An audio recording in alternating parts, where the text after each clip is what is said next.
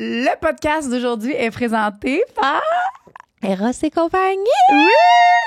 Puis, j'en ai jamais parlé ici. Fait que je vais parler de mon petit canard ici, clitoris, que je suis sur liste que tu triperais parce que c'est un premièrement, il est petit. T'aimes ça, quand ça prend pas trop de place, hein? Ben, c'est parce que. lui, il y a de la batterie. Parce que quand tu as comme ton partenaire qui est là, c'est le fun d'avoir un petit quelque chose que tu peux juste comme glisser. Dans ça paraît pas trop, tu sais. Il est genre là. Pas comme si ça me gênait, mais tu sais, ça prend pas trop de place. Ouais. Déjà qu'il y a comme un autre humain, là. Oui. Pulsion R, donc c'est la technologie la plus populaire. Et il est en forme de petit canard. Fait que moi, c'est ça, c'est ma petite passion, les petits canards comme ça. Puis ça fait un petit clin d'œil aux canards. Tu sais, dans le temps, là, ils vendaient des canards vibrants, là. C'était bizarre, là, mais pour dans le bain. Mais là, regarde, on l'a fait version 18 ans et plus. Fait que vous pouvez vous le procurer sur Eros et compagnie avec le code sexe oral pour 15% de rabais. Merci et bon podcast. Une production du Studio SF. Aujourd'hui, au podcast, on reçoit Michelle. Michelle, que vous connaissez peut-être, a fait du contenu sur plusieurs plateformes. Elle est dans le domaine de la médecine. Puis, elle vient nous parler de vaginisme, donc des douleurs pendant la relation sexuelle. Mais on aborde plein d'autres choses ici et là aussi. On avait plein de questions pour elle. De vos questions également. On parle de... comment ça s'appelle déjà le truc qu'on se met à l'intérieur pour pas avoir d'enfant? Thermomètre? Non! Stérilet. Le stérilet. La pose du stérilet. La pose du stérilet. Pourquoi qu'on peut pas se faire piquer quand on se fait mettre un stérilet? Pourquoi on peut pas se faire euthanasier, tabarouette, tant qu'à souffrir? Euthanasier. Bon, on va vous laisser découvrir tout ce qu'elle a à nous dire aujourd'hui, mais c'était très intéressant. Merci. Et on espère que vous allez apprécier. Merci Michelle, notre belle colorée. Le podcast d'aujourd'hui est présenté par Oxio. Et Oxio, on est vraiment fiers. Puis ça fait longtemps qu'on est avec vous, qu'on est avec eux. Et c'est pas pour rien. On les aime, premièrement, ils sont super fins, sympathiques, honnêtes. Leurs prix sont justes et durables. C'est ça qui est fou, c'est que tu peux pas avoir de surprise avec eux. Tu sais où est-ce que tous tes sous ils vont tout le temps. Il y aura pas de frais cachés ni rien. On les adore pour ça. C'est quelque chose qui est super important pour moi. Je veux dire, ils nous donnent le full package. Tu sais, on pourrait aller là, se tremper le câble dans d'autres modems, mais tu sais, on est satisfait. Fait que pourquoi qu'on ferait ça? On veut pas aller ailleurs. Puis vous aussi. Essayez-le. Vous allez voir. Vous pouvez les adopter.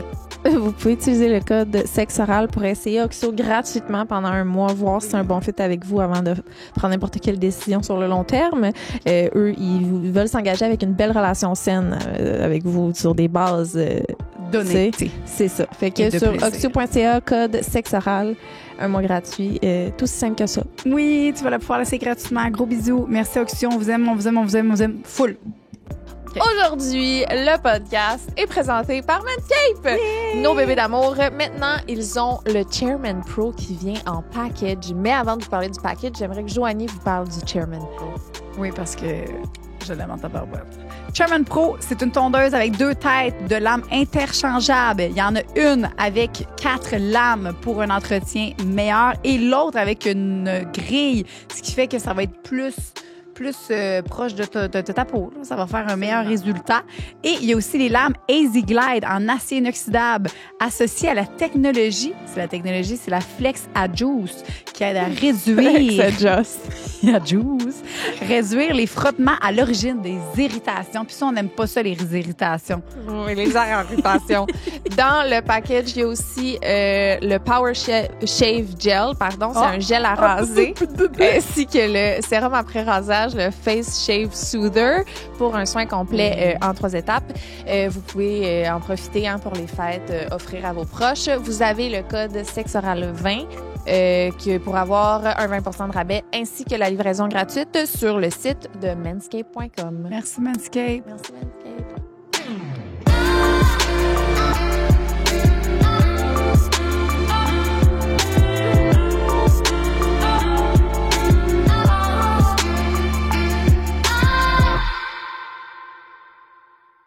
Un, deux, trois, go, c'est parti!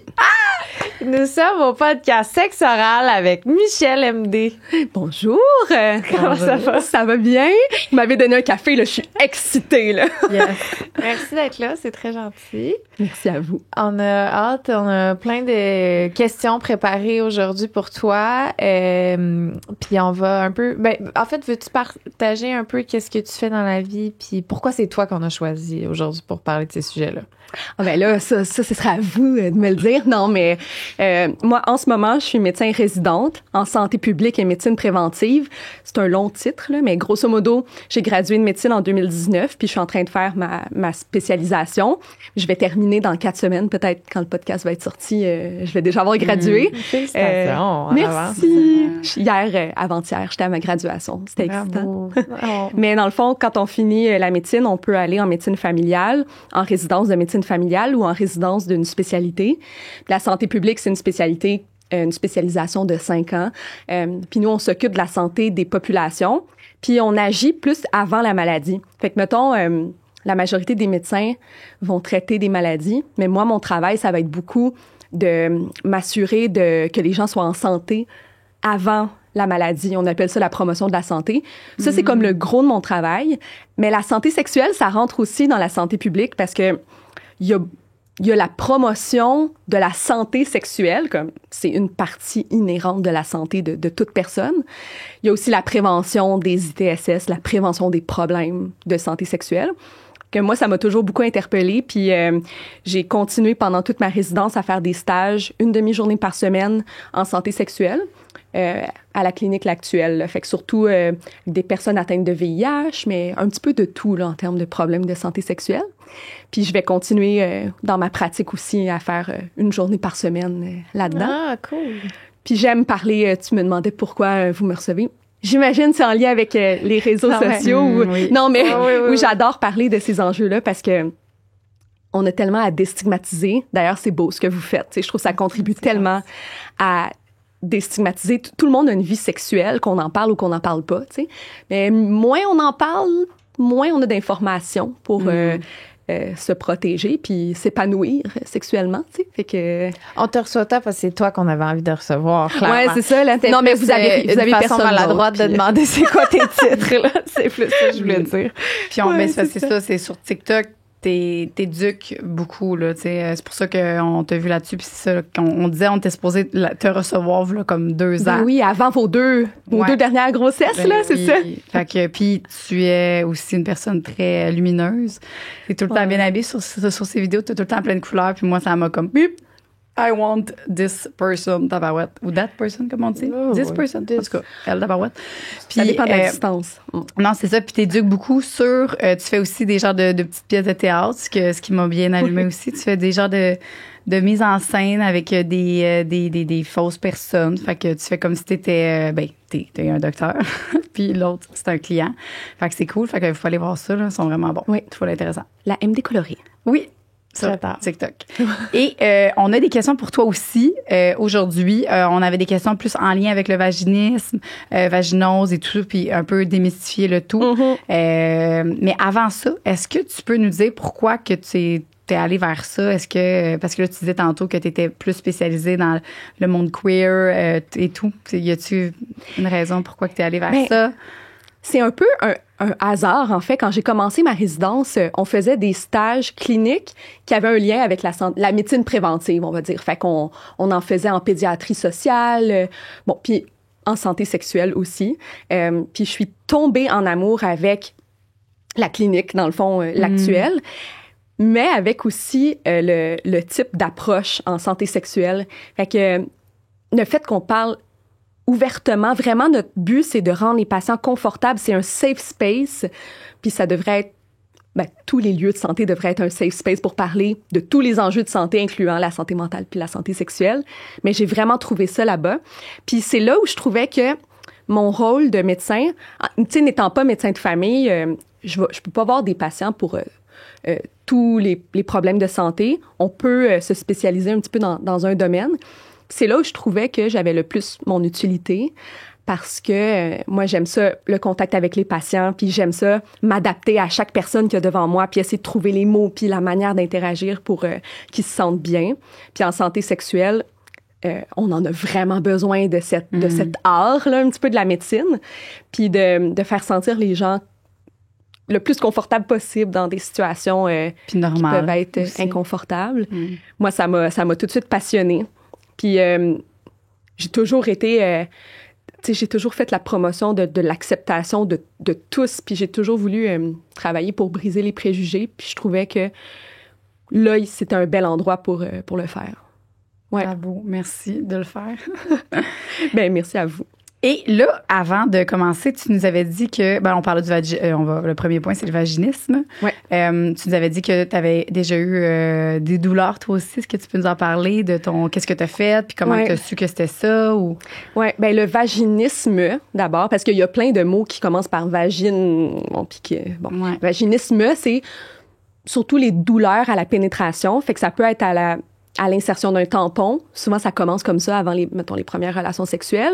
Ça peut être un pénis, un jouet sexuel, un spéculum dans un examen médical. C'est causé... Il n'y a pas de consensus scientifique, on s'entend. Le corps de la femme est encore en exploration, on va dire. Mais c'est la contraction involontaire des muscles qui sont autour du vagin qui cause la douleur. Puis il y a comme un cycle. J'anticipe la douleur, fait que j'ai mal, fait que ça se contracte. Fait que vu que ça se contracte, ça fait plus mal. Mais vu que ça fait mal, ça se contracte. Bref. Pour mettre un peu la base, pour moi, ça a commencé quand j'ai essayé de me mettre un tampon. Puis je faisais des cours de natation. Puis quand j'ai commencé à avoir des menstruations, c'est pas pratique. Tu sais, quand on se met pas de tampon. Incapable. Puis il y avait aussi une peur. La peur accentuait la douleur, puis la douleur accentuait la peur. J'ai essayé, j'ai jamais été capable, jusqu'à temps que j'aille mon premier chum. Et là, j'avais peur du moment de la pénétration.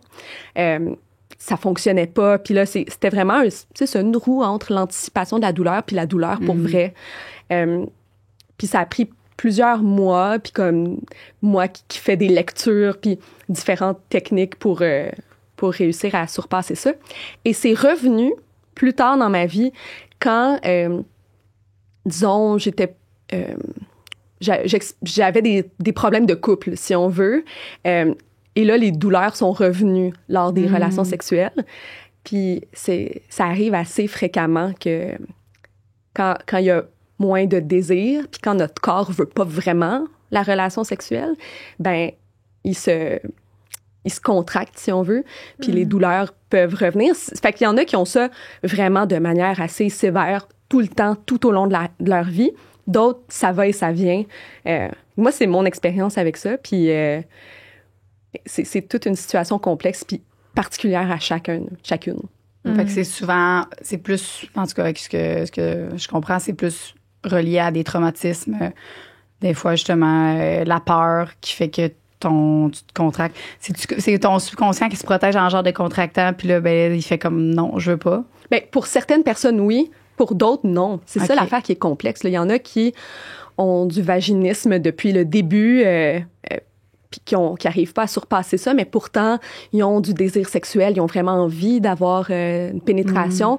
C'est ça aussi l'affaire. On parle de vaginisme quand il y a un désir de pénétration, ou alors, ça, c'est pour les relations sexuelles, ou alors un désir de mettre un tampon, ou d'accepter un examen gynécologique, si on veut, mais qu'on n'est pas capable. Quand on veut pas avoir de relations sexuelles, puis que ça fait mal, mais là, c'est pas du vaginisme, c'est un problème d'absence de respect du consentement de la part de l'autre personne, si on veut, là, tu sais. Fait mais qui crée les mêmes symptômes que du vaginisme, un peu. Ouais, c'est ça. Ouais, similairement avec la contraction des muscles. Est-ce que, toi, Liz, est-ce que tu es allée, parce que tu disais que tu avais des douleurs après l'accouchement? Ça, c'est-tu fréquent? En tout cas, moi, c'est quoi que tu avais? Jusqu'à tout récemment, j'avais encore des douleurs. Là. Puis là, j'ai fait de l'hormonothérapie.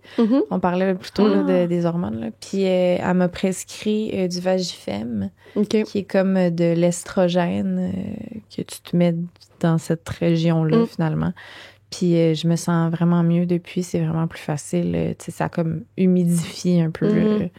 Puis ça aide. Là. Mais je sais pas, est-ce que c'était juste de la sécheresse vaginale, mon affaire? Comment tu fais la différence entre... C'est juste que tu fais de la sécheresse vaginale versus du vaginisme? Bien, c'est ça, le vaginisme, c'est un petit peu un diagnostic d'exclusion. Fait que c'est pour ça que si vous...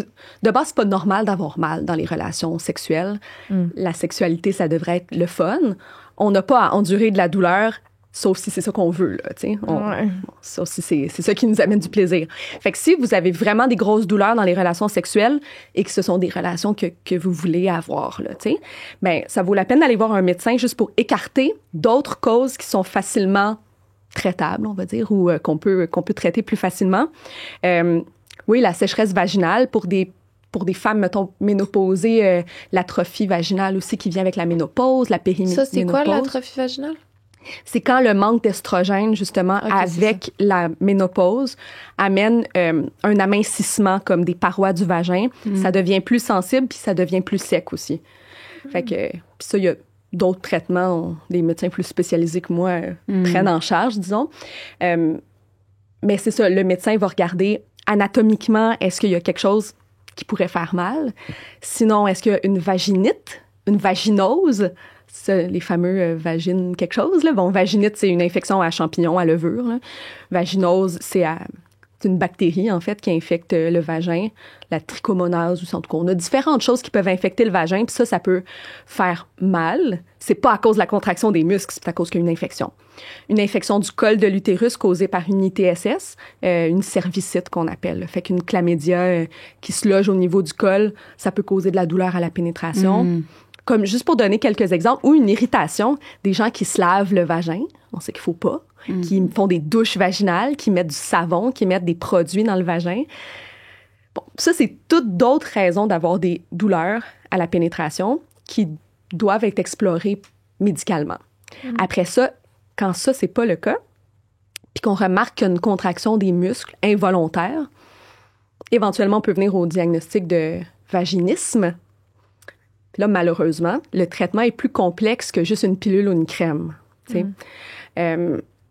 Parce que c'est une condition qui est moitié physique, moitié psychologique. Puis c'est souvent une roue, hein? On ne sait pas trop qu'est-ce qui vient avant quoi. C'est-tu la douleur qui vient avant l'anxiété ou l'anxiété qui vient avant la douleur? C'est un mélange de tout ça. Fait que, au niveau des traitements, ben, c'est important d'explorer un petit peu notre relation à la sexualité, notre consentement. Puis des fois, on pense qu'on est consentant, mais finalement, crime, ça nous tente pas tant que ça. Est-ce qu'on a envie d'avoir de la pénétration? Parce que vous êtes bien placé avec votre podcast pour savoir qu'il y a plein de pratiques sexuelles qui impliquent pas la pénétration, on va dire. Si on veut avoir de la pénétration non douloureuse, ben là, il y a différentes techniques. Voulez-vous que je vous en parle? Ben oui. Je suis comme lancée, je suis comme... Non, vas-y. Mais, parce que je lisais ça hier, je trouvais ça fascinant. Il y a beaucoup de ça qui n'est pas médical, là, on s'entend. Bon.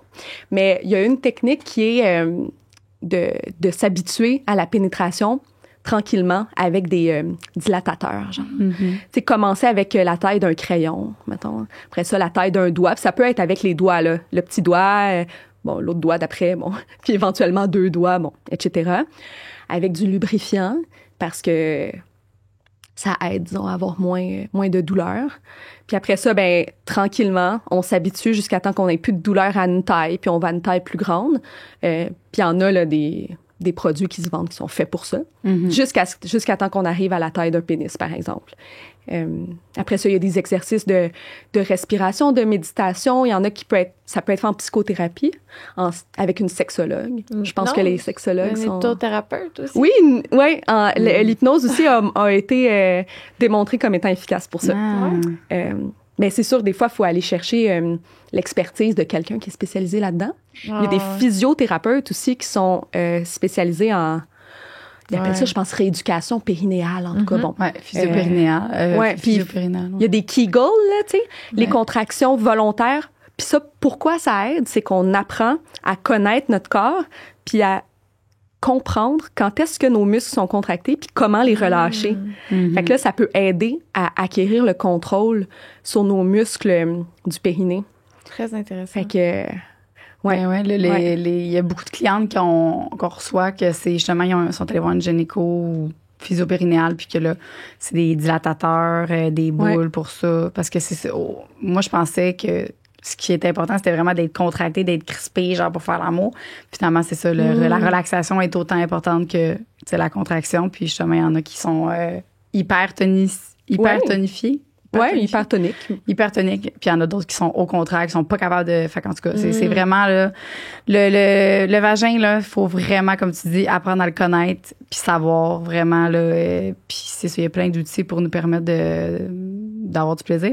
Puis tu disais tantôt, tu sais, c'est pas important la pénétration si t'aimes pas ça. Oui. Mais ce qui arrive, là, c'est que c'est sûr que si tu fais l'amour avec ton chum ou peu importe, ton partenaire ou ta partenaire, puis que tu n'as pas de plaisir avec la pénétration, jamais, bien, c'est sûr qu'à un moment donné, peu importe, c'est sûr qu'à un moment donné, justement, ça peut créer du vaginisme, tout ça. C'est sûr qu'à un moment donné, tu n'auras plus le...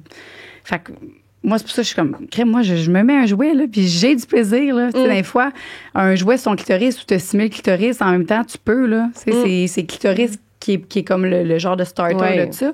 Fait que moi, c'est pas vrai que je vais faire l'amour toute ma vie en faisant comme, bon, c'est juste un pénis qui rentre dans moi, puis fait que j'ai pas le choix, faut que je l'endure. Fait que c'est ça. Fait que la pénétration, c'est ça, comme t'es pas obligé, non, mais tu peux avoir du plaisir avec la pénétration, tu sais. Fait que mais il y en a qui arriveront jamais à avoir du plaisir avec la pénétration. Non, mais avec, en voulant dire que, mettons, si tu veux faire la pénétration, puis tu peux mettre un jouet sur ton clitoris, puis tu as du plaisir pareil, puis les deux, parce que les deux, le mélange des deux peut être vraiment bien. Mais c'est sûr que si après, tu veux pas faire de pénétration, t'es pas obligé. Mais si tu veux en faire, puis que t'as pas de plaisir, ben il y a moyen d'avoir du plaisir en le faisant. C'est ça que je veux dire.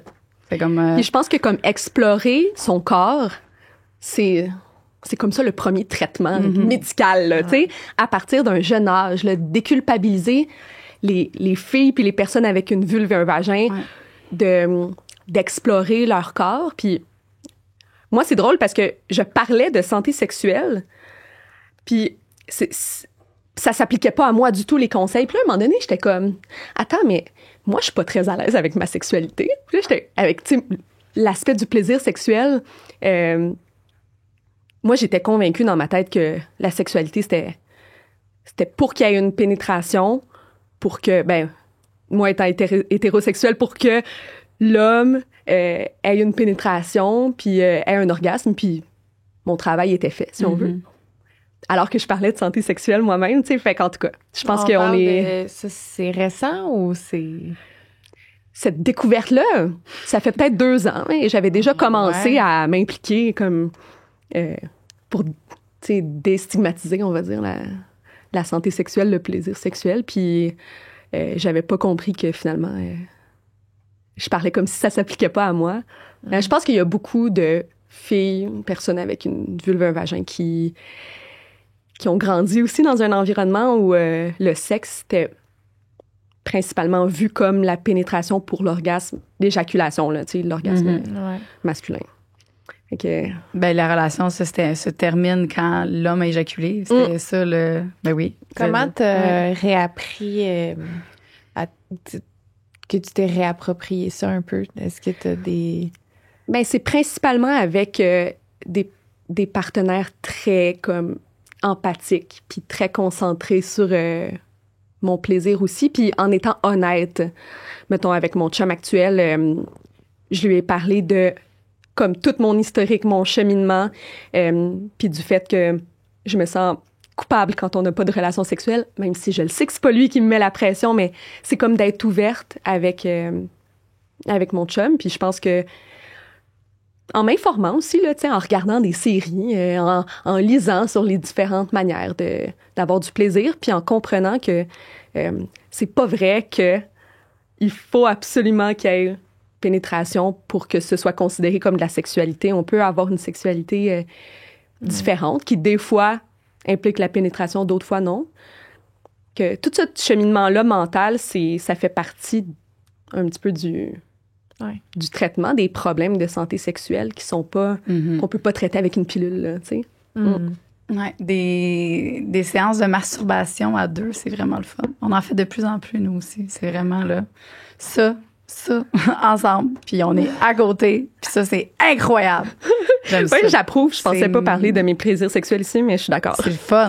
Puis moi aussi, avant, je faisais pas ça. Là. Ça finissait tout le temps par qu'on fait la pénétration, puis maintenant, de plus en plus, on est comme, non, ça nous tente de rester couchés, chacun de notre bord. À côté de là. Puis garde, puis on est ensemble, puis on connecte ensemble, puis tu sais, mais C'est ça. Puis c'est le fun.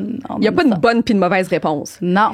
Mais c'est vrai que quand tu l'as jamais endurer... fait, tu comprends. Tu sais, genre, Ouais. c'est bizarre un peu, mais finalement, c'est bien le fun. Ouais, c'est ça.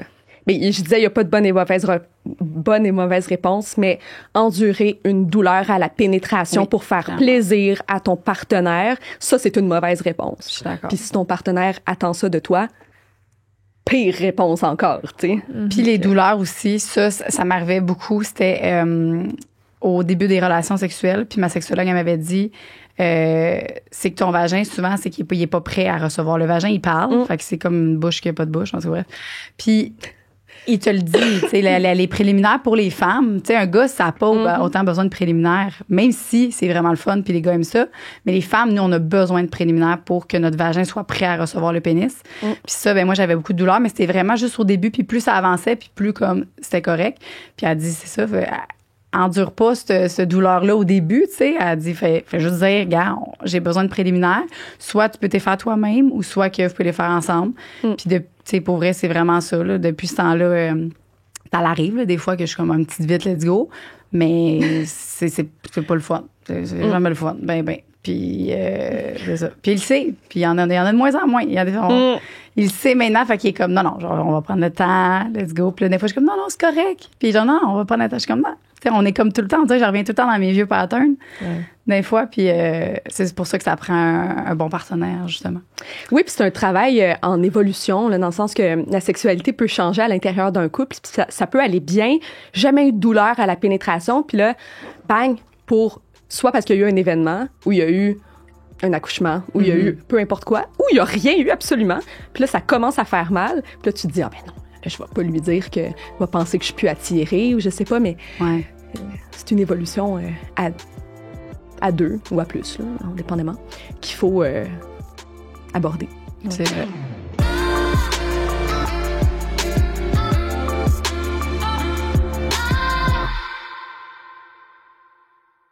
On fait une petite pause pour parler de quelque chose qui est très important parce que s'il n'était pas là, ben vous pourriez pas nous écouter. Donc, c'est Oxio, compagnie d'Internet. Oxio utilise un des meilleurs réseaux Internet, donc pour qu'on aille toute la meilleure Internet. Et on les aime beaucoup. On est très fiers d'être représentés par eux. Ils sont fins, ils sont sympathiques, ils répondent aux textos. C'est des gens, on encourage des gens comme nous, dans le fond, puis ça me fait vraiment plaisir de pouvoir encourager des gens qui sont vrais, qui sont sympathiques. Et en plus de tout ça, ils ont un programme de référencement incroyable. Qu'est-ce que c'est, Lisanne? Le programme de référencement, dans le fond, c'est que quand tu références à un ami, ben, ton ami va avoir un mois gratuit, puis toi aussi. Fait que si, mettons, tu références à 20 amis, ben, t'as 20 mois gratuits. Wow. Qui veut 20 mois d'Internet gratuit? Tout le monde. Oui. Vous pouvez, en plus de ça, avoir le premier mois gratuit avec nous, notre code sexe oral, voir si c'est un bon fit avec vous, sans, tu sais, juste voir si ça fit, si c'est un bon match avec vous, puis voilà, vous nous en redonnerez des nouvelles. Mais c'est vrai que l'accouchement, c'est, tu sais, il y a quand même ton enfant qui a passé par là, fait que après, moi aussi, ça a pris un bout, là, avant que je fasse comme, non, c'est beau, je peux avoir du plaisir aussi, je suis pas obligée juste d'accoucher, tu sais. Ouais. Juste qu'avant, j'étais vraiment plus capable d'en prendre. Mais là, tu dis que c'est mieux, mettons, En termes de temps ou de volume? De volume. Ah. OK. Tu sais, mettons, Je savais pas compris ça. un petit doggy penché, là. Ça y allait. Oublie ça, là, un doggy. Mais non, attends, oublie ça. toi, c'est dans le fond, parce que c'est ça qu'elle disait tantôt, il y a peut-être toi, tu prends quelque chose pour ton pH. Puis là, elle disait que les gens qui prennent. J'en prends plus depuis longtemps. Parce qu'il y a peut-être une infection au col, là. Tu sais, si tu dis que c'est dans le fond, c'est dans le fond? Ben, j'avais des cellules précancéreuses dans le col, là, puis je me les ai fait brûler. Ça, généralement, ça amène pas de douleur. Ouais, c'est ça. Fait que, non, c'est Non. vraiment... Parce que c'est dans le fond que t'as mal? Excusez, j'ai pas de voix, je suis malade, là. C'est dans le fond que t'as mal? Ben, ouais, c'est tout un peu. Tout? OK. Ouais. Bon. Mais aussi, le col, ça peut être une zone sensible. Puis, mettons, dans les examens gynéco, moi aussi, j'ai eu des cellules comme précancéreuses, mais qui n'ont pas eu besoin de brûler. Mais tu sais, j'ai eu des biopsies. Puis, à chaque fois qu'il touchait mon col, ben, tu sais, je respirais, là, mais je devenais comme un petit peu étourdie. Puis la gynécologue m'avait dit, c'est une zone du corps qui est vraiment liée comme au nerf vagal. Puis en tout cas, que ça... il y a plusieurs personnes, quand on touche le col, ça nous rend vagal, genre ça nous fait sentir étourdis.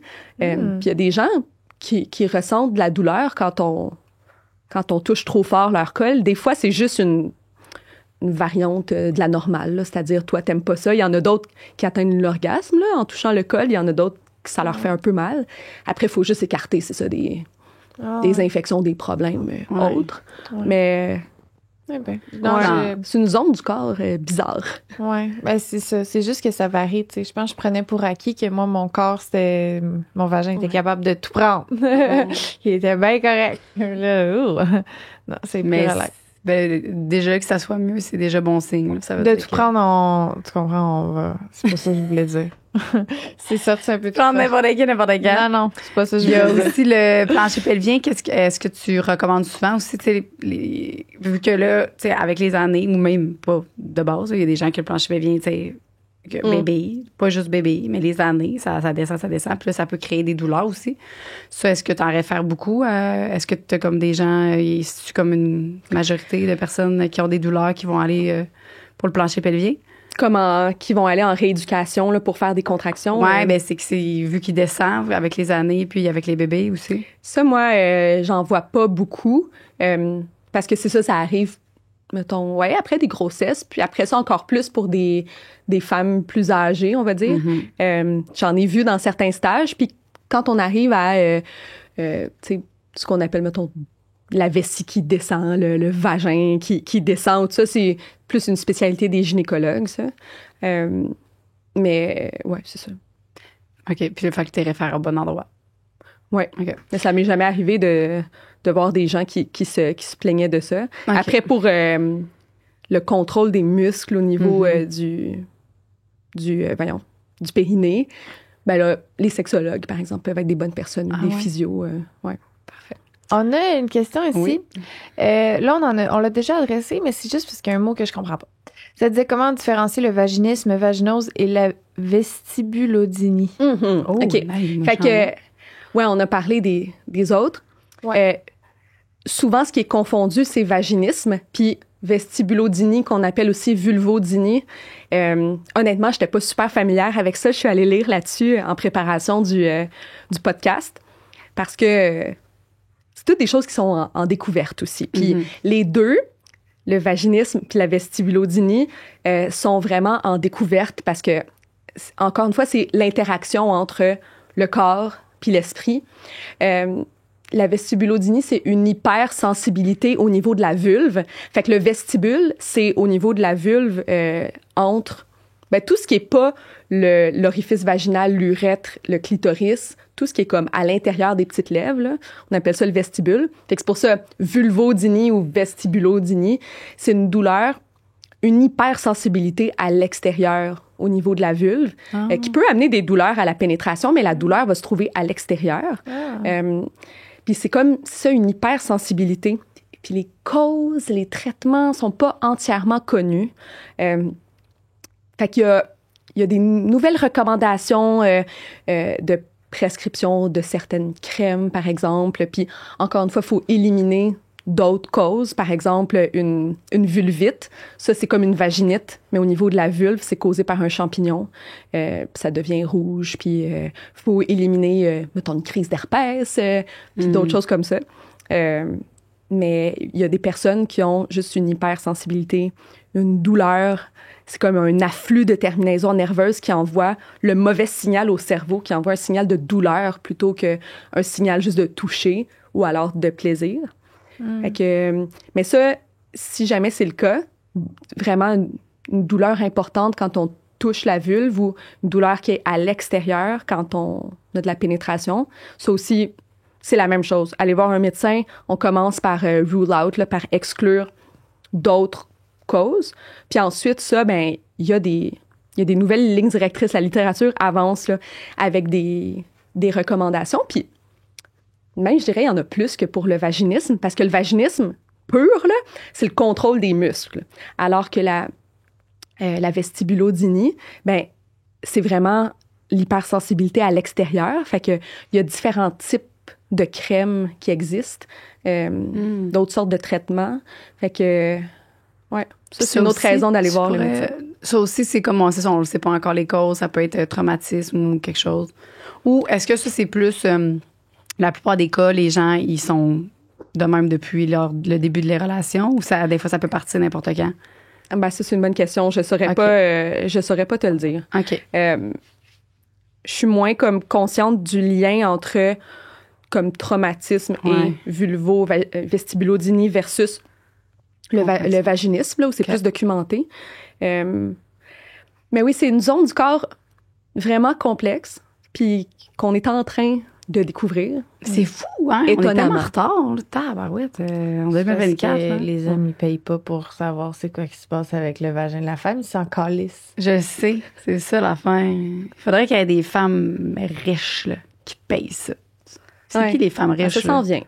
Ah ouais, on met de l'argent sur notre Pounani. Fait que ça, on l'a répondu un peu. Le vaginisme n'est pas nécessairement lié à un trauma. Non. Bon. Comment l'aborder avec notre partenaire, le vaginisme? As-tu des... Ben, je pense que ça part par une communication ouverte sur la sexualité dès le début, quand on peut. Si après, on voit qu'on n'a pas une communication ouverte puis on est déjà en couple, ben, je pense qu'on peut ouvrir la discussion sur comment on se sent pendant les relations sexuelles, puis est-ce que, tu sais, si on ressent de la douleur, je pense que il faut en parler, puis l'autre personne, généralement, devrait bien le recevoir, là. Après, si c'est difficile parce qu'il n'y a jamais eu une communication fluide, mettons, en lien avec la sexualité, ben, on peut aller voir une sexologue en couple, par exemple, ou... je suis sûre que vos trucs puis vos hypothèses seraient toutes aussi bonnes que les miennes. C'est propre à chaque couple. Mais ce qui est sûr, c'est que ne pas en parler n'est pas une option. Ça, c'est dangereux pour votre tête puis pour votre corps, d'endurer la douleur. Puis je suis sûre, si vous êtes dans un couple sain, que votre partenaire voudrait le savoir aussi si vous avez mal. Commencer par dire la vérité, puis après ça, ben, se renseigner ensemble, peut-être. Moi, j'envoie des vidéos au lieu de parler. Ah, ben voilà. Je peux regarder, je suis comme, écoute, puis il l'écoute, puis genre... C'est un très bon truc, ça. Sens comme ça, je suis comme, oui. Comme ça. Ah. Puis là, après, ça l'ouvre la discussion. T'sais, quand il y a des petites affaires, là, j'envoie des petites vidéos. Là, là justement, là, récemment, là, j'envoie une vidéo. Là, le cellulaire tue les couples. Puis là, ben là, justement, on avait comme une petite dispute dans la journée à cause de ça. Puis là, j'ai envoyé la vidéo. Puis là, il est genre... Je suis comme, non, rien. Tu sais, c'est juste... Je suis comme, fais juste l'écouter, B. C'est pas drôle. Genre, écoute-les. Puis ça parle à moi aussi. Je m'inclus dans ce vidéo-là. C'est moi et toi. Merci. Puis ça l'aide. Moi, en tout cas, pour nous, là, ça nous aide. Des fois, faut que j'en renvoie. On en renvoie. Je regarde la vidéo, je le télécharge. Puis là, puis là, Louis, cette semaine, dimanche, justement, j'étais sur mon sel, je postais mes stories. Puis on était dans le lit, puis il m'a envoyé cette vidéo-là. Puis j'ai ri. C'est ça. Fait que envoyez des vidéos aussi quand vous avez de la difficulté à introduire les vidéos. Ça peut être une bonne idée. En tout cas, pour moi, ça fonctionne bien. Puis après ça, ben, ça ouvre le dialogue. Parce que on dirait que de le starter, moi aussi, j'ai bien de la misère. Je sais pas comment. Je suis comme, j'ai mal à la noune. Ben, ça peut être simple comme ça. Ça peut être simple comme ça. J'ai mal à la noune quand tu me fais l'amour. Puis là, pourquoi? Parce que j'ai pas de plaisir. J'ai pas, puis là, pourquoi tu me l'as jamais dit? Fait que oui, clairement, ça peut comme l'offusquer au début, mais c'est après de lui dire que, ben non, gars, je t'en ai jamais parlé. Puis c'est pas toi. Ça n'a pas rapport. Ouais, c'est des sujets, mais oui, c'est important d'en parler. On a des petits témoignages par rapport à tout ça, des tout petits. Fait que juste, c'est ça, on va les lire. Conseil pour bien se préparer. Chaque fois, je finis en sang. Malgré que je le nomme vaginisme, j'ai l'impression que c'est banalisé par le ou la professionnelle de la santé. Je redoute à chaque fois les examens. Ah là, ça, c'est quoi? Ça, c'est un examen gynécologique? Oui, on dirait. Elle finit en sang dans quel... j'imagine chaque fois qu'elle fait l'amour, qu'elle finit en sang. Non, c'est l'examen gynécologique, non? Non. Dans le sens qu'à chaque fois qu'elle a une relation sexuelle, elle finit en sang, puis là, même si elle le nomme, elle a l'impression que c'est banalisé par les professionnels de la santé. Puis elle en parle. Fait qu'elle redoute tout le temps les examens. Ah ouais. Je pense que le problème, c'est que... En sang? Comment? Le vaginisme pourrait faire saigner? Non? Ben ça veut dire que ce serait une relation sexuelle vraiment traumatique, là. Si les muscles sont tellement contractés que ça fait que mettons, le pénis ou le jouet sexuel force tellement que ça va comme... Non, mais là, ça, c'est super grave, là. Oui. Extrêmement grave. Puis ce serait à discuter avec son partenaire aussi, là, parce que il y a d'autres choses qui peuvent causer des saignements dans les relations sexuelles, là. Il y a beaucoup de personnes qui ont un col friable, qu'on appelle. Fait que c'est juste que la surface du col, ou même des fois, les parois du vagin sont minces, puis au contact dans la relation sexuelle, ça va causer un peu de saignement, mais souvent, c'est pas accompagné de grandes douleurs. Mais ça, c'est à explorer avec le professionnel de la santé. Je pense que là où certaines personnes pourraient se sentir comme moins écoutées, c'est que avec le vaginisme, il n'y a pas beaucoup de traitements médicaux, on va dire. Fait que des fois, le médecin, c'est pas la meilleure personne pour régler ce problème-là. Un coup que le médecin a écarté des causes autres, on va dire. Mais après, en tant que médecin, c'est important de donner des ressources puis de référer. Mais moi, je suis convaincue que dans plusieurs cas, une sexologue, une psychologue spécialisée là-dedans, psychothérapeute, physiothérapeute sont bien meilleurs que des médecins. Je pense que des fois, on se sent en lien avec des problèmes comme ça, un peu démuni. Ouais. Il y a tellement de spécialistes autres qu'à un moment donné, tu ne sais plus où aller, là, aussi, là. Ça, c'est sûr. Est-ce que, là, j'ai une question. Est-ce qu'il y a plus de segments fréquents normal en tout cas, de quand on fait de l'anal? Mettons, si, exemple, moi, j'en fais pas souvent, mais que quand j'en fais, ben, je saigne. Non, mais c'est une bonne question. Fait que la réponse, c'est oui. C'est la raison pour laquelle le sexe anal, surtout quand on est bottom, si on veut dire, quand on reçoit la pénétration. Le receveur. Il y a plus de transmission d'ITSS, notamment le VIH. Je dis pas que c'est ton cas, là, mais comme en général, non, ça dépend. En tout cas. Je pourrais écrire ça dans ma bio Instagram. Receveuse. En tout cas, mais ce que je voulais dire, c'est que... Receveuse au bat. Ben oui, oui, je comprends. Il y a plus de saignements et donc, ça met plus à risque de transmission du TSS. Ouais. Puis la raison, c'est que, la majorité des muscles au niveau du pelvis, là, ils sont à cet endroit-là. Puis l'anus, c'est un sphincter, fait que c'est un muscle qui est un mélange de volontaire puis involontaire. Fait qu'on peut volontairement contracter puis volontairement relâcher. Mais il y a une partie aussi qui est difficile à contrôler. Mais ça va faire que parfois, à la pénétration, même si on met bien du lubrifiant, il peut avoir soit des saignements, soit des fissures, c'est ça, même si on les voit pas. Fait que c'est comme plus fréquent anal qu'on saigne du cul. Genre, mettons, après. Dit comme ça, oui. Ouais, OK. Ouais. C'est bon. Mais parce que c'est pas des gros saignements, c'est vraiment des petites affaires. Puis je suis comme, c'est normal. Oui. Ouais. Ah, c'est vrai, l'expérience. Faut juste garder en tête que faut utiliser plus de lubrifiant. Puis des fois, y aller plus doucement, graduellement. Un peu. Quand on fait de l'anal, normalement, c'est parce que c'est pas fait pour être doux. En tout cas, pour moi. Ouais. Toi? Tant que ça te convienne comme ça. Oui. Ben, justement, si je dis va l'autre base, parce que là, c'est ça, là. Tabarouette intense. Puis là, ben, ça fait mal plus après ça. Et après ça, quand t'es dans un couple, tu sais, depuis longtemps, monogame, les deux ont été dépistés, ou si c'est avec quelqu'un, vous vous faites dépister souvent, ou si c'est avec un condom, ben à ce moment-là, on n'a pas à penser aux risques que peuvent amener les petits saignements. Fait que c'est pas grave tant que ça fasse pas mal, puis ce soit pas un gros saignement qui nous inquiète, là, tu sais. Sinon, ben... It's part of it. Perfect. Il y a quelqu'un qui dit j'ai été victime d'agression sexuelle à un très bas âge, donc lorsque j'ai vu un déclencheur, des cycles de sommeil perturbés et cauchemars, mon corps réagit. Je remarque que j'ai de la difficulté à avoir des relations sexuelles par la suite parce que je suis hyper contractée. Même un doigt ne peut pas rentrer. Je dois prendre vraiment plus mon temps avec de longs préliminaires et parfois même de ne pas avoir de pénétration parce qu'il y a de grandes douleurs. Quoi faire? Ouais, bon. Ça revient tout le temps. Quoi faire? Je pense que déjà, la personne fait la bonne chose, qui est d'attendre, de se donner du temps, de pas forcer. On n'a pas besoin de pénétrer quelque chose dans notre vagin si si on n'en a pas envie puis ça nous fait mal.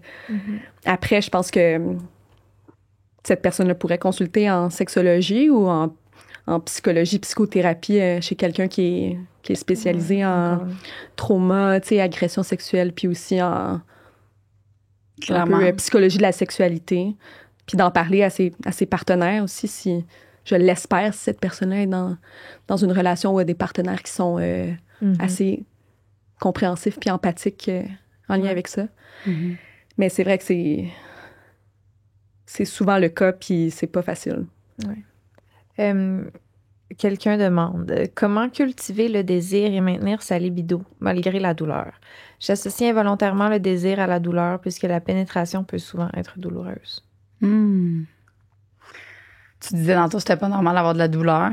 Ouais. Ben, c'est une bonne question. Puis maintenir le désir, même si on a de la douleur, d'abord, faut aller comme adresser le problème de la douleur en premier. Après, si on parle de désir sans pénétration, tu sais, c'est toute la grande complexité du cerveau puis son lien avec le corps. Puis je pense que si faut en parler aux partenaires, puis après, aller chercher de l'aide. Ouais. Les prochaines questions, c'est un peu comme là, ça, tout ce qui est plus la violence gynécologique, tout ça, là. OK. Donc, lors de la pose d'un stérilet, pourquoi aucun antidouleur ou anesthésie n'est prescrit? C'est ça. Ça, c'est une grande question dont je n'ai pas vraiment la réponse, malheureusement. J'ai déjà posé la question à mon ami anesthésiste, puis il m'expliquait que le col, tu sais, on en parlait tantôt, c'est une région du corps spéciale. C'est pas comme de la peau. Tu sais, on parle de l'implant, là, qui est la contraception par l'implant dans le bras. Ben ça, on peut complètement anesthésier parce que c'est la peau, c'est facile. Il y a plein de terminaisons nerveuses. C'est pour ça qu'on est capable de sentir avec notre peau différemment qu'avec notre col de l'utérus. Là, c'est pas les mêmes sensations. Bon. Fait que juste une anesthésie locale, ça va faire la job. Au niveau du col, on peut pas faire ça. Déjà, si quelqu'un veut juste flatter le col, souvent on le sentira même pas. Ou, tu sais, c'est la pression qu'on va sentir, la dilatation. Ça fait super mal. Donc, pour vraiment geler la zone, il faudrait aller faire un bloc. Ça, c'est-à-dire, il faut un spécialiste là, ou quelqu'un qui a été formé là-dedans, souvent un anesthésiste, ait trouvé le nerf qui vient amener comme les sensations au col. Puis c'est souvent plus profond, puis c'est plus complexe, puis ça fait mal, souvent, la technique, pour aller... Fait que rendu, ça va faire plus mal que... Ben, je me suis fait brûler des cellules précancéreuses. Puis ils m'ont gelé le col pour faire ça. OK. Puis c'était une piqûre. Puis c'était... Ça n'a pas fait super mal? Non, puis c'était local. Il est rentré une aiguille, il m'a piqué, puis après, ils ont été chercher ils ont été brûlés ce qu'il y avait à brûler. OK. Puis c'était pas compliqué, ça n'a pas fait mal, c'était super simple. Fait que c'est ça, on dirait que je comprends pas. Que ça doit... Ben, c'était-tu un analgésique? Un analgésique? Comment on appelle ça? Un analgésique? Je sais pas. Comment les gens qui gèlent, comment on les appelle? Anesthésiste. C'est-tu un anesthésiste? Non, mais ça se peut que les gynécologues, en fait, probablement, qui ont ces compétences-là aussi. Mais c'est ça. C'est une procédure qui demande une spécialisation. De plus. C'est ça, de plus, qui est plus complexe. Okay. Puis juste comme une petite piqûre comme pour la peau, c'est pas suffisant pour le col. Après, ce serait plus long puis plus coûteux de faire ça, puis ça diminuerait l'accessibilité. C'est ce que j'ai lu. C'est pas pour excuser quoi que ce soit. Je dirais qu'une des raisons, c'est que pour la contraception, on a beaucoup axé sur la contraception au niveau de la personne qui a l'utérus, puis on n'a pas encore avancé beaucoup dans les recherches pour que ce soit fait d'une manière en adéquation complète avec le corps, puis non douloureuse, tu sais. Mais bon, je sais que c'est pour ça que cette procédure-là est pas accessible de geler, on va dire, c'est la zone. Après, il y a des médicaments qui peuvent fonctionner, mais ça va plus être efficace, les antidouleurs, mettons une dose plus élevée de d'ibuprofène, de naproxen, etc. Ça va aider après pour les crampes, peut-être un peu sur le coup. Mais la vérité, c'est que la dilatation du col, c'est quelque chose qui est généralement douloureuse, mais ça dépend où on est dans notre cycle menstruel. C'est pour ça qu'il y a des gens qui auront pas mal. Ça dépend si on a eu une grossesse ou pas, plutôt un accouchement vaginal ou pas. Ça aide à avoir eu un accouchement? Oui, généralement. Généralement, ça fait que le col est un petit peu moins contracté qu'une nullipare qu'on appelle, là, quelqu'un qui n'a pas eu d'accouchement. Puis le cycle, faudrait, mettons là, si tu donnerais le meilleur conseil là, d'attendre à quel niveau du cycle? Si on peut, c'est fantastique pendant qu'on est menstrué. Faut juste un petit peu avant ou juste un petit peu après parce que le col, il est relâché. Il laisse passer le sang. Alors que quand on est en plein milieu de notre cycle, là, comme au moment de l'ovulation, notre col est super fermé. Fait que, puis pour se le faire enlever aussi, juste un petit peu avant les menstruations, quand tu commences à avoir mal au sein, tu sais, ça devrait diminuer la douleur. Puis, mais quand même, il faut dire, il y a des personnes qui ont juste un petit inconfort quand ils se font installer un stérilet, puis on ne sait pas pourquoi. C'est-tu une différence de technique? C'est-tu la main plus délicate? C'est-tu le cycle menstruel? C'est-tu juste le corps une malchance, le corps, c'est ça. Mais sans être une spécialiste là-dedans, je sais que rendre la procédure non douloureuse pour tout le monde, ce serait complexe dans les connaissances scientifiques qu'on a actuellement. T'sais. Aïe, aïe, aïe. Imaginez si les hommes devaient se faire poser des stérilets. Mon Dieu, on aurait bien plus. Ben oui. Excusez-moi. Pourquoi remettre en question, là, je suis rendue à 5. OK. Les choix et décisions des femmes? Est-ce que le manque de recherche fait en sorte que les professionnels de la santé sont moins outillés? Ben, c'est parce que tu as skippé comme 3 questions. Ah, fait que là, ça a rapport à ça? Ben, en fait, c'est du fait de parler des droits des personnes avec un vagin lors d'un examen gynécologique. Ah oui, ben oui. Le droit de la personne, de la patiente, on va dire. C'est quoi nos droits quand on a un examen gynécologique? Ben, on a le droit de dire non. Par contre, comme professionnel, moi, s'il y a une patiente qui me dit non, je vais jamais le faire contre son gré, mais je vais lui expliquer avant pourquoi c'est important. Tu sais, quand quelqu'un... On a le droit de refuser tout examen, tout traitement. Bon, à part si notre vie est en danger, il y a vraiment des exceptions très, très étroites, on va dire. Mais moi, si quelqu'un refuse l'examen gynécologique, mais que je pense que c'est important pour mon diagnostic, ben je vais expliquer pourquoi c'est important, c'est quoi les risques si on fait pas cet examen-là, c'est quoi les options, les autres options s'il y en a. Mais je vais aussi questionner la personne sur pourquoi elle refuse. Puis après, des fois, il y a certains compromis qu'on peut avoir. On peut faire une partie de l'examen, juste rentrer le petit coton-tige plutôt que le spéculum au complet. Des fois, la personne peut tenir un miroir pour voir ce qu'on fait, peut elle-même mettre ses doigts avant que nous, on mette nos doigts. Bon, je donne des exemples, mais il y a souvent un terrain d'entente. Par contre, vous avez toujours le droit de dire non. Ça reste important. Ouais. Quand même bien que le médecin vous explique pourquoi c'est important. Après ça, vous avez le droit de poser des questions. Justement, pourquoi on veut faire cet examen-là? Qu'est-ce que vous allez chercher là-dedans? Puis, pourquoi le faire maintenant? Etc. Puis, vous avez le droit de dire si ça fait mal. Vous avez le droit de dire d'arrêter l'examen à n'importe quel moment. Tout ça, c'est des droits très reconnus des patients et des patientes. Est-ce que on a le droit de décider si, mettons, on veut pas un homme? Si, mettons, la personne, justement, elle a subi des agressions par un homme puis qu'elle dit, moi, je veux pas quelqu'un qu'elle est là. Oui, on a le droit. Après, est-ce que ça peut retarder des fois? C'est parce qu'il y a différentes situations. Si c'est pas une situation urgente, là, urgente, c'est plus facile. On a toujours le droit de le dire. Bon. Ouais. Après, quand c'est pas urgent, il y a des accommodations qui peuvent être faites. Ça se peut que ce soit repoussé un petit peu le rendez-vous, mettons, puis que... Mais après ça, c'est une discussion avec la personne sur c'est quoi les ressources qu'on a, c'est quoi l'urgence de la situation, qu'est-ce qu'on peut faire pour t'accommoder. Puis, les personnes n'ont pas besoin de partager la raison.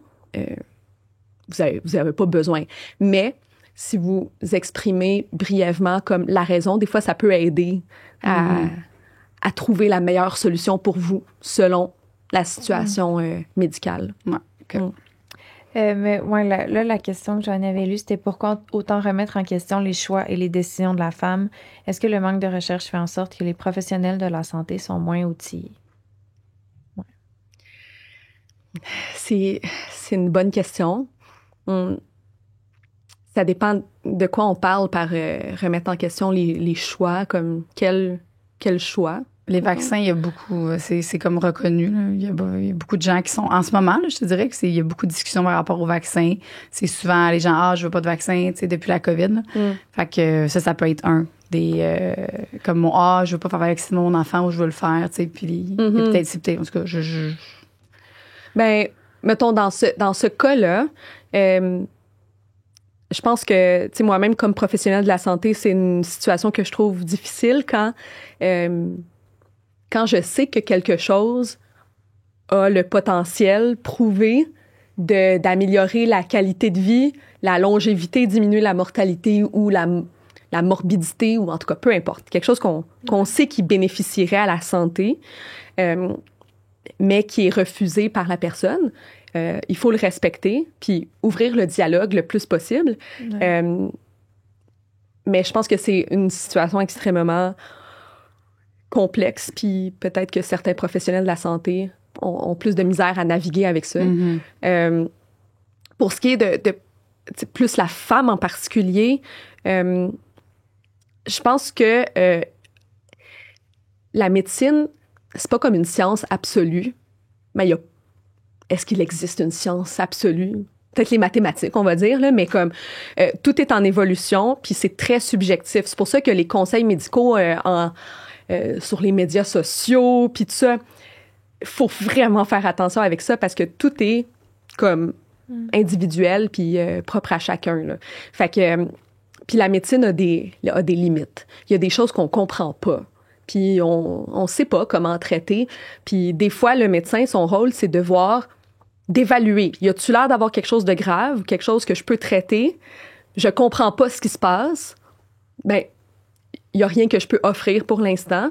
Voici ce que la personne doit surveiller. Si ça s'empire, reviens me voir, par exemple. Des fois, ça peut peut-être causer de la frustration de la part du professionnel, des fois de la part du patient. Puis ça peut comme, je sais pas, venir jouer dans la communication. Mais ceci dit, comme de pas écouter, de pas prendre en considération les traitements pas les traitements, les symptômes d'une patiente, c'est pas non plus acceptable. Fait que j'essaie pas de défendre les personnes qui écoutent pas leurs patients.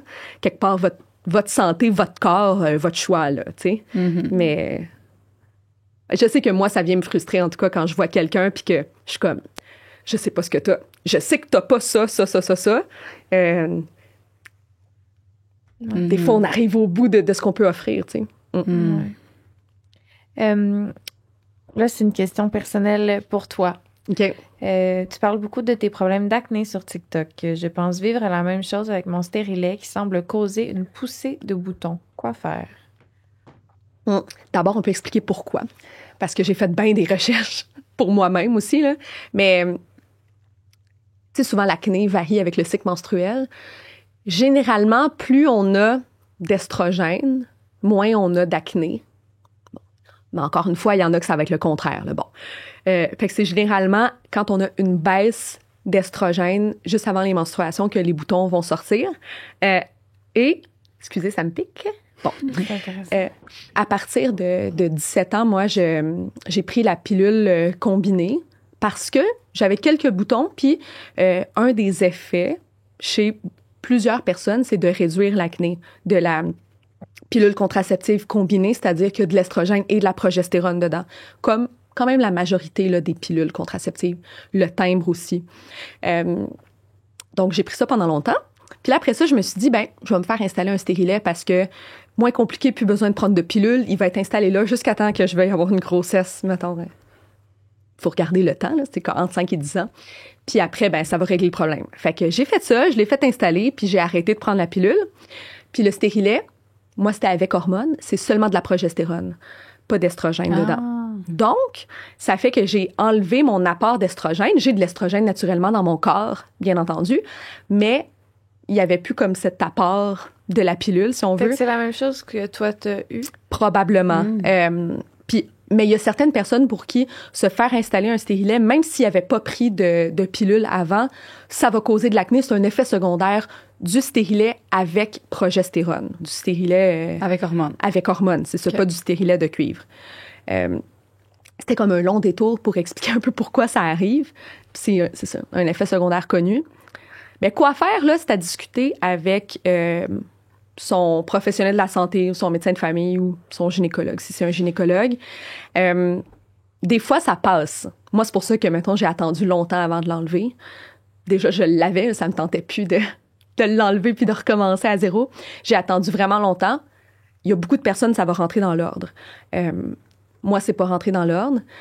Après ça, j'ai essayé des traitements contre l'acné en parlant avec ma médecin de famille. Autres, là, c'est des antibiotiques, par exemple. Il y a des crèmes, tout ça. C'est ça? Le quoi? Monocycline. Je sais pas c'est quoi, monocycline. Moi, c'est ça, je prends. Puis ça a vraiment... Ah oui, excuse-moi, oui, c'est l'antibiotique. Ouais. C'est un autre antibiotique, mais similaire, que j'ai pris. Ça a marché, mais pas complètement, puis pas longtemps. C'est revenu. Ça, c'est parce que... là, on parle de garder ton stérilet. Oui, est-ce que tu voulais garder j'avais encore mon stérilet, c'est ça. Okay. Donc là, bref, après quelques années, j'en suis venue à la conclusion que j'allais enlever mon stérilet puis recommencer la pilule combinée. Je pensais que ça allait régler le problème. Donc, ça, pour les conseils pour cette personne-là, je pense que c'est de voir avec le professionnel de la santé, puis elle, qu'est-ce qu'elle veut? Est-ce qu'elle veut essayer de le garder? Est-ce qu'elle veut l'enlever? C'est tout le temps propre à chaque personne. Là. Bon. Fait que moi, j'ai fini par l'enlever. J'ai recommencé la pilule. Puis là, ça fait 3 mois, puis j'ai encore beaucoup d'acné. J'en ai plus dans le dos. C'est bizarre. Hein, des affaires qu'on comprend pas, là. Pour l'acné, il y en a beaucoup. Là, en ce moment, ça semble pas vraiment marcher. Fait que peut-être qu'éventuellement, j'aurai besoin d'un traitement plus fort comme de l'Accutane, même si j'ai plus le stérilet. Mais ça, vraiment, c'est les cliniciens là, qui sont bons parce qu'il faut absolument adapter à chaque individu la situation. Moi aussi, dans le dos, ça part, ça va. C'est à ne rien y comprendre. Le bouton. Genre, je peux... C'est plein de boutons. Puis là, Louis, des fois, il n'y a aucun bouton. Je sais pas. C'est pas... Des fois, ça pique. Des fois, c'est... Oh. Ouais. Des fois, c'est... Ouais. C'est fou comment... J'empathie avec ça. C'est tellement... J'ai vraiment eu comme... En tout cas, d'un coup sec, là, mon allaitement, il a baissé en même temps que j'ai commencé à prendre des pilules de progestérone. Puis là, j'avais commencé comme en même temps une routine de skincare coréen. Ma peau, là, ça chiait, là, big time. J'ai fait full de cicatrices. Puis, tu sais, il y a des extraits que ton frère, il met sur TikTok. Je suis là, tabarnak. Il zoome sur ma peau, on voit juste genre mes trous dans le menton. Je suis comme, Mais en tout cas, tout ça pour dire, puis je suis sur la fin, là. Ouais, mais c'est sur le monocycline, là. OK. Ah ouais? Ouais, puis je suis à mon 2e mois, puis pour vrai, moi, ça m'aide. Mais tu sais, je sais que comme il y a du monde qui a quelque chose, ça marche, chez toi, ça marche pas. Oui, c'est ça. Ouais. C'est ça. Fait que je sais pas que ça n'a rien à voir, là. Mais moi, ça m'a aidé. Moi, je veux dire une chose, par contre, puis je suis en travail là-dessus, mais regardez la caméra. Une peau, ça a de la texture. Ouais. OK, bon. Ouais. Puis une peau qui a de l'acné, ça peut être beau quand même. Ben oui. Après, bon, des fois, ça fait mal puis ça devient... c'est bon, faut le traiter. Ah oui, c'est ça. Mais comme... Puis on n'a pas besoin de zoomer, tu sais, Tommy. Tommy, message, zoom pas. Tommy, je te connais pas, mais fais pas ça. On changera de place, si tu veux. Parce que moi, j'ai pas moi, j'ai juste ça, moi, là. C'est tout est là. Peut-être. Mais non, mais on est belle même avec notre acné. Oui, je sais que ça amène des enjeux de confiance en nous. C'est ça aussi, là. Il y a toute la partie comme image de soi avec l'acné. Mais moi, je travaille fort là-dessus pour essayer que ça m'affecte pas.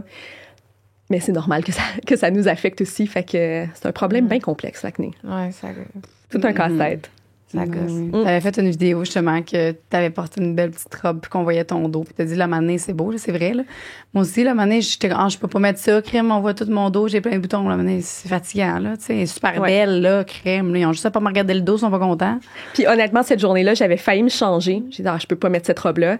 Puis, tu sais, des fois, j'applique pas mes propres conseils. Puis là, j'étais comme, non, attends, mais je dis aux gens de s'assumer puis qu'on est beau même avec l'acné. Je vais la mettre puis je vais même mettre mon dos plein de boutons sur Internet. Tiens. Ben oui. La réponse a été super positive parce que on n'en parle pas, mais on se comprend tous là-dedans. Là, t'as-tu passé un beau moment quand même? Parce que... Tellement. Ouais. Ouais. Puis mon chum était tellement aussi... Fier. Ouais. Puis il me supportait là-dedans. Puis j'y ai pas pensé, je le vois pas, mon dos. Non, Je me dis, au pire, les autres, ils le verront, mais c'est pas moi qui vais en vivre les conséquences. J'adore. C'est une bonne idée. Bon, mais merci de t'être ouverte à nous sur ce sujet. Vraiment. Bon, ça, on en a parlé un peu. Vois-tu une différence au niveau des traitements offerts aux minorités visibles ou sexuelles? Ouais. Quoi faire quand on sent qu'on vit de la discrimination lors de nos examens médicaux? C'est une bonne question. Je pense que c'est d'abord, tu sais, inacceptable, la discrimination, le racisme dans le système de soins. Puis, j'oserais dire que la majorité des professionnels de la santé pensent comme moi. Puis, pendant notre formation, la formation des professionnels de la santé, aujourd'hui, je trouve qu'on est vraiment bien formés pour ça. En tout cas, je pense. On est vraiment formés sur comment offrir des soins, puis sur notre devoir d'offrir des soins de qualité à tout le monde. Tu sais. Puis, par contre, ça m'est déjà arrivé de voir de la discrimination envers à cause de la religion ou à cause de l'origine ethnique, par exemple, dans les milieux de soins. Les personnes grosses aussi, là. Oui, il y a beaucoup aussi. de grossophobie. Et j'en ai vu plus, malheureusement, en gynécologie que... c'était vraiment un stage avec des spécialistes de gynécologie puis obstétrique que dans mes autres stages. C'est un petit échantillon, là. Mais chose sûre, c'est inacceptable. Puis si vous pensez que vous avez été victime de discrimination, il y a différents recours. Fait que c'est possible de faire une plainte à l'établissement, fait qu'à l'hôpital ou à la clinique. C'est possible de le faire au Collège des médecins. C'est un autre professionnel à leur ordre professionnel aussi, je pense. Puis d'expliquer la situation, de demander un autre professionnel de la santé, même si des fois ça peut être un peu complexe. Mais c'est assurément inacceptable. Puis moi, ça m'intéresse beaucoup comment adapter les soins selon les personnes. Puis des fois, mon interaction sera pas la même, mais à cause d'une bienveillance, tu sais, parce que c'est tout le temps une fine balance entre faut considérer l'origine ethnique, des fois qui peut avoir un impact dans notamment le parcours migratoire, par exemple, ou la culture, les croyances, ça peut jouer sur ce que la personne veut avoir comme soin, là, par exemple. Mais donner la même qualité de soins à tout le monde, puis de rien assumer non plus. C'est pas parce qu'on pense que la personne va vouloir tel ou tel soin qu'il faut juste tenir ça pour acquis. Ouais. Puis même si c'est du... Parce que souvent, les gens, ils vont, mettons, qui ont subi des affaires, whatever, il y en a qui vont dire juste, ah, ben non, mais c'est pas grave, je la reverrai pas, tu sais, ce médecin-là, ou j'irai juste ailleurs. Mais, tu sais, moi, je pousse vraiment sur le fait de dénoncer parce que, tu sais, oui, toi, il te reverra pas, mais, tu sais, toi, mais il leur fera peut-être pas à d'autres personnes si tu dénonces, tu sais. Fait que de pas juste penser à comme ta situation, mais de penser peut-être aux autres. Fait que de dénoncer, moi, je suis bien pour le... comme ouais. je dis, même si tu dis, mais je la reverrai pas, c'est pas grave, ben sauve-en d'autres, tu sais. Genre, toi, ça t'a fait ça, puis ça t'a peut-être comme traumatisé. Fait que crime...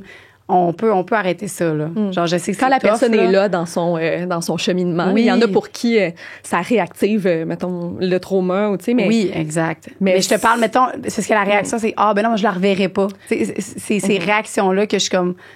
Ça, il peut le faire à d'autres personnes, fait que s'il te plaît, comme... Mais si, clairement, oui, si c'est dû à un trauma, puis que ça t'a traumatisé, puis que t'es pas là dans ta... Oui, attends. Mais si t'es là... Oui, c'est pas... Ça vaut la peine, oui, puis... s'il vous plaît. Moi, j'ai l'impression, c'est sûr que moi, j'ai le point de vue plus d'en arrière, là, pas d'être le patient, mais je trouve qu'il y a beaucoup de choses qui sont mises en place pour protéger les patients. Tu sais, honnêtement, je crois que le système de santé, la formation des professionnels de la santé est vraiment fait pour des soins de qualité à tous, peu importe leur origine ethnique, leur religion, leur orientation sexuelle, etc. Fait que je vous souhaite vraiment de tomber sur des gens bienveillants parce que j'ose croire que la majorité des gens le sont. Puis c'est un travail aussi à la base pour aider les gens, fait que... Oui, mais désolée pour cette expérience-là à la personne parce que ça devrait pas arriver. On ferait peut-être une dernière question avec toi. Puis, est-ce que tu serais à l'aise de rester avec nous un 10-15 minutes de plus sur Patreon? Ben oui. Pour faire le Avec reste plaisir. OK. Donc, ouais, OK. Ça, on a déjà parlé. Est-ce qu'il existe des options lorsqu'on pense avoir une relation sexuelle non protégée avec quelqu'un atteint du VIH? Est-ce que la PrEP peut aider à neutraliser le VIH? Fait que si vous avez une relation sexuelle non protégée, à la base, ça peut valoir la peine d'aller voir un professionnel de la santé. Fait qu'on a le VIH, après ça, il y a les autres ITSS, il y a aussi le risque de grossesse non désirée. En tout cas, il faut comme tout penser à ça. Ouais.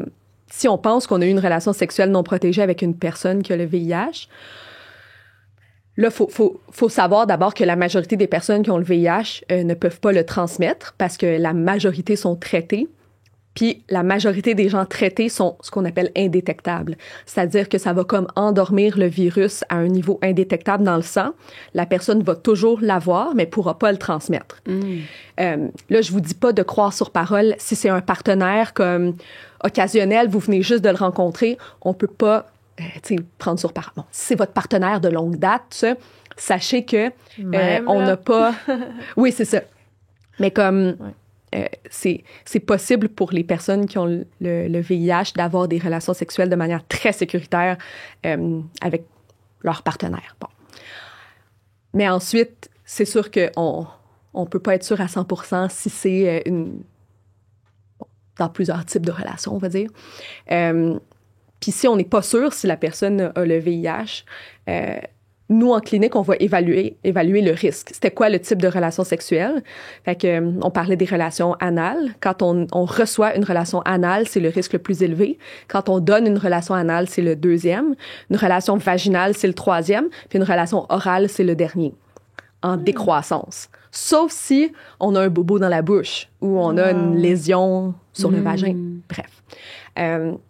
Là, ça devient le premier. C'est ça. Puis si c'est une relation agressive, traumatique, sans le consentement, bon, tout ça aussi, c'est des facteurs de risque qui font que ça vaut la peine d'aller voir un médecin. Nous, après ça, basé sur le type de relation sexuelle, basé sur le partenaire, on va juger du risque, si on veut. Et on a, en effet... ça s'appelle pas la PrEP. La PrEP, c'est avant une exposition. C'est des gens qui ont des relations sexuelles à risque qui vont prendre un médicament pour éviter d'attraper le VIH. Ça s'appelle la prophylaxie post-exposition, après une relation sexuelle qui aurait pu être à risque. Et on peut le donner comme dans les 72 heures après la relation sexuelle, le plus tôt le mieux. Fait que allez-y rapidement, au sans rendez-vous, par exemple. Puis là, ce qu'on donne, c'est un traitement contre le VIH, finalement, que des gens prennent là, pour le VIH. Mais quand on le prend juste après une relation sexuelle, si on a été exposé, ben ça réduit à presque zéro les risques d'avoir attrapé le VIH. Wow. Très, très, très efficace. Mais par contre, tu sais, ça, c'est quand il y a des risques significatifs d'avoir attrapé le VIH. C'est surtout dans des relations de homme à homme ou personnes trans ou en cas d'agression sexuelle. Je vous donne comme les cas les plus à risque. Par contre, en cas de doute, ça vaut toujours la peine d'aller demander à un professionnel de la santé. Ça existe. Ça existe. Puis le VIH, vu que on peut pas en guérir entièrement, même si les gens aujourd'hui qui ont le VIH ont une espérance de vie meilleure que ceux qui n'ont pas de VIH. Pardon? Parce qu'ils sont tellement bien suivis. Parce que les traitements sont tellement efficaces aujourd'hui, puis sont tellement suivis que des fois, on détecte d'autres problèmes de santé avant d'autres personnes. Ben là. Mais vu qu'on peut pas... Ben là, hein? Mais faut quand même pas le négliger parce que ça amène des problèmes de santé. Puis si on arrête les médicaments, là, c'est 100% de mortalité, le sida, qui est le stade le plus grave du VIH. En tout cas, c'est un long détour pour dire que c'est en effet à prendre au sérieux les risques de VIH, mais il faut aller voir un professionnel qui va pouvoir user de son jugement clinique puis toutes les connaissances médicales pour voir est-ce que c'est recommandé pour vous. Puis quand ce l'est, c'est un traitement, en fait, c'est une prophylaxie très efficace. Incroyable. Merci, Michel. Merci à vous. Où est-ce qu'on peut retrouver tes plateformes? Est-ce que tu as des choses en ce moment que tu es en train de nous faire? C'est quoi, là? Des liens? Oui. Quelque chose? Oui. Je suis Ouais. en train d'écrire un livre. Wow. Je sais pas si j'ai le droit, mais je vais vous dire le titre. Ah! Oui, vous allez l'aimer, OK? oui. Ça s'appelle À poil. J'adore. Wow. Bravo. C'est Bravo. très bon. En tout cas, bref, j'ai trouvé ça à 3h du matin avec mon chum dans le lit. On était en train de penser. On Vous avait de étiez à l'insomnie poil. puis on réfléchissait au titre. C'est très bon. Mais c'est pour les ados, mais on s'entend pour tout le monde. Là. Ça va parler de puberté, de santé sexuelle, santé mentale, tout ça. Très La première cool. phrase de mon livre, à moins que ça change, c'est j'avais tellement hâte d'avoir des seins. Ouais. Ça donne le ton, tu sais. Ouais. Je parle un Vraiment. peu de moi, puis je donne des C'est le fun. informations Félicitations. médicales. Puis c'est la MD colorée sur les réseaux sociaux. Hein, pour Elle est ceux très qui veulent me bonne, suivre. très colorée, justement. Ça dit tout. Puis des Mais belles j'adore votre enseignes. travail aussi. Merci de m'avoir Ben reçu. là, C'est merci gentil. à toi, t'es super fine. Et invitez-moi, s'il vous plaît. Ben oui. D'accord. Un autre sujet. Il y a tellement de sujets à. J'en ai plein. Plein d'idées. Regarde, on nous dira. On s'en va sur Patreon. Ouais. À tantôt. Bye. Bye. Bye. Bienvenue sur la plateforme officielle Patreon Sexe Oral. Je suis là. En arrière. Je suis là, j'arrive. Lisande Nadeau. Qu'est-ce que tu peux t'attendre sur notre plateforme Patreon? C'est des shows en live qu'on n'a jamais montré à personne, que tu vas pouvoir voir. Vous allez pouvoir poser connais des pas. questions pour des invités qui s'en viennent. Vous allez voir un podcast bonus par mois. Des fois, c'est des shows live. Des fois, ça va juste être nous ici qui jam. Après les podcasts qu'on va avoir enregistrés, on va aller direct sur Patreon pour filmer des after shows, des annonces à l'avance, des billets, des accès à des shows live. Peu importe ce que vous choisissez comme whatever, on vous remercie d'avance. Ça fait une grosse différence pour Sexe Oral. C'est quelque chose qui grandit. C'est notre bébé. On est fiers, on est contents. Ouais. Puis On a voilà. le goût de Merci poursuivre. Encore. énormément.